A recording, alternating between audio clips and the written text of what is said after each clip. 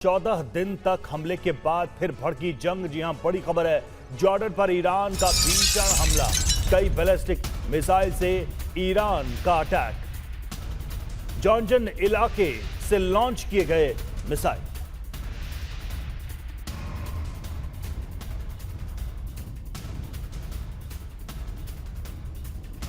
Iran के हमलों पर सेंटकॉम का दावा, यूएस फोर्स को निशाना बनाकर किया हमला। सेंटकॉम ने कहा सभी ईरानी मिसाइलें इंटरसेप्ट की, अमेरिकी जवान किसी भी हमले का जवाब देने के लिए तैयार।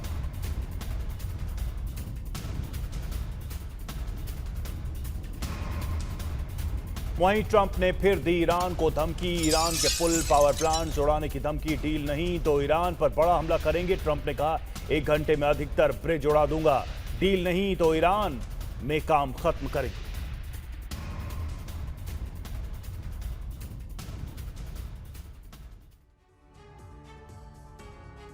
ज़ेलेंस्की और डोनाल्ड ट्रंप के बीच वॉशिंगटन में अहम बैठक हुई। वहीं ओवल ऑफिस में नेतन्याहू के साथ भी बंद कमरे में ट्रंप ने मीटिंग की। यह मीटिंग ऐसे वक्त पर हो रही है जब पश्चिम एशिया से लेकर यूरोप तक 7 समंदर धधक रहे हैं। माना जा रहा है कि वॉशिंगटन में हो रही बैठकें महायुद्ध की पृष्ठभूमि लिखने वाली है। डर है कि बंद दरवाजे के पीछे होने वाले फैसले ईरान युद्ध और यूक्रेन युद्ध को एक फ्रंट पर ला सकते हैं। कैसे, इस रिपोर्ट में देखिए। सीज फायर के बाद अमेरिका ने 13 अप्रैल को ईरान की नौसैनिक नाकाबंदी की थी।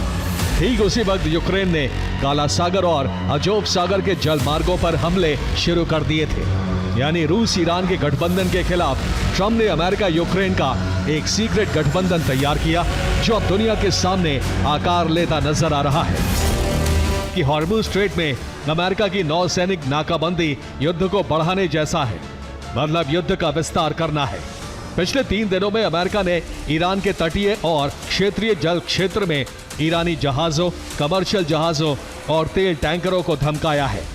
ईरान पर गैर कानूनी समुद्री नाकेबंदी लागू करने की कोशिश की है। गाजियाबाद में भीषण सड़क हादसा, पिकअप और ट्रक की टक्कर में 3 की मौत। पिकअप से हरिद्वार जा रहे थे सभी लोग, ट्रक से आमने सामने की टक्कर में 3 की मौत।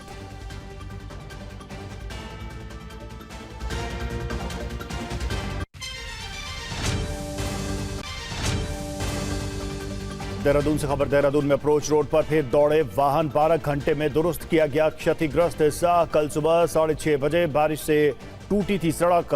सीएम धामी के निर्देश पर तेजी से हुआ काम, लापरवाही पर जिम्मेदारों पर होगी कार्रवाई, सीएम धामी ने कहा।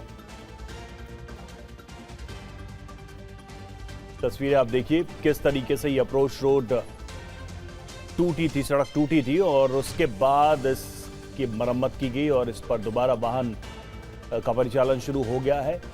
सीएम धामी ने कहा है कि जो लोग दोषी होंगे उन पर कार्रवाई की जाएगी।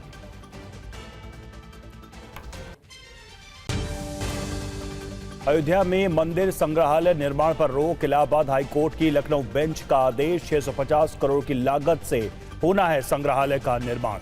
52 एकड़ जमीन विवाद से जुड़ा है मामला।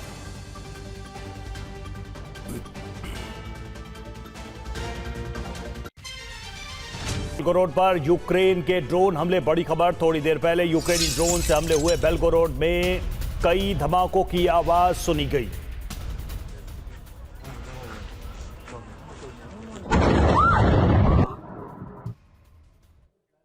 रूस पर यूक्रेन के हमले पहले से और घातक होते जा रहे हैं और इसी के साथ इस जंग में विनाशकारी हथियारों के इस्तेमाल की आशंका बढ़ती जा रही है। ज़ेलेंस्की एक एक कर रूस के सभी तेल ठिकानों और बड़े कारखानों को टारगेट कर रहे हैं।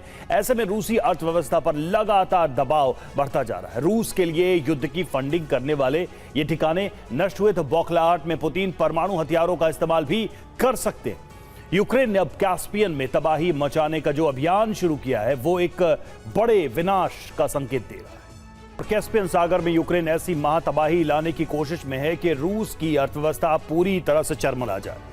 यूक्रेन का पहला टारगेट उत्तरी कैस्पियन सागर में है, यूरी कोर्चा ग्रीनफील्ड है और कैस्पियन सागर में ये रूस का प्रमुख तेल गैस फील्ड है। यूक्रेन की सीमा से इसकी दूरी 1000 किलोमीटर है, लेकिन यूक्रेन लॉन्ग रेंज ड्रोन से यहां आसानी से हमले कर सकता है। इसी साल 10 अप्रैल को यहां ड्रोन हमला हुआ था। उससे पहले 11 जनवरी को भी हमला हुआ था, लेकिन अब यूक्रेन इस तेल ठिकाने को पूरी तरह से नष्ट करने की प्लानिंग बना रहा है। इसी क्षेत्र में यूक्रेन का दूसरा टारगेट है व्लादिमीर फिनालोवस्की फील्ड। ये कैस्पियन में सबसे बड़ा तेल गैस फील्ड है। रूस का ये तेल ठिकाना यूक्रेन की सीमा से करीब 900 किलोमीटर दूर है।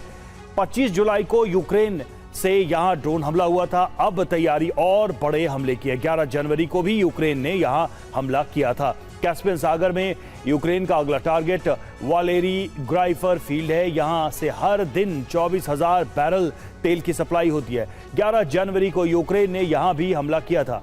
अब यूक्रेनी जमीन से लगातार हमले की कोशिश हो रही है। कैस्पियन में यूक्रेन का तीसरा टारगेट भी नष्ट हुआ तो पुतिन के लिए बहुत मुश्किल हालात होंगे।